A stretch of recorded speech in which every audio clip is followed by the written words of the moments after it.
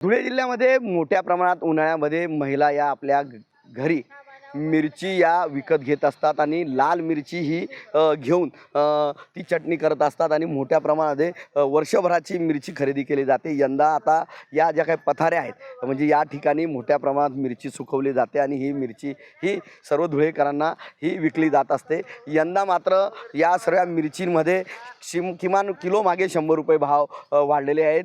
साधारण 350 ते 500 रुपये किलो प्रमाणे ही मिरची विकली जाते आहे। याचं महत्त्वाचं कारण म्हणजे यंदा जे काही उत्पन्न आहे हे उत्पन्न यंदा मोठ्या प्रमाणामध्ये मिरचीचं घटलेलं आहे। लाल मिरचीचं उत्पन्न घटल्याने याचे भाव वाढलेले आहेत। तर दुसरीकडे गारपीट, अचानक आलेला पाऊस यामुळे शेतकऱ्यांचं मोठ्या प्रमाणात नुकसान झालं आणि त्याच्यामुळे आता मिरचीची आवक कमी झालेली आहे। मिरचीची आवक कमी झाल्याने आता या मिरचीचे दर वाढलेले आहे। किमान 350 ते 500 रुपये किलोप्रमाणे मिरची विकली जात आहे। रसगुल्ला असेल, त्याचबरोबर गोटूर असेल आणि त्याबरोबर लवंगी मिरची आणि गावरानी मिरची यांचे दर यंदा वाढलेले आहेत।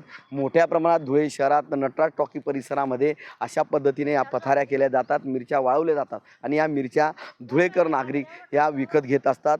यंदाचे भाव वाढल्याने मात्र सर्वसामान्य महिला वर्गांच्या मात्र कुटुंबाचं बजेट यामुळे बिघडलेलं आहे।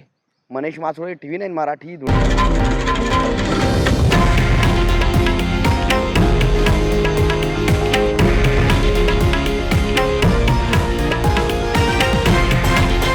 हे आहे देशातील नंबर 1 न्यूज नेटवर्क आणि आपण पाहत आहात TV9 मराठी, एकमेव।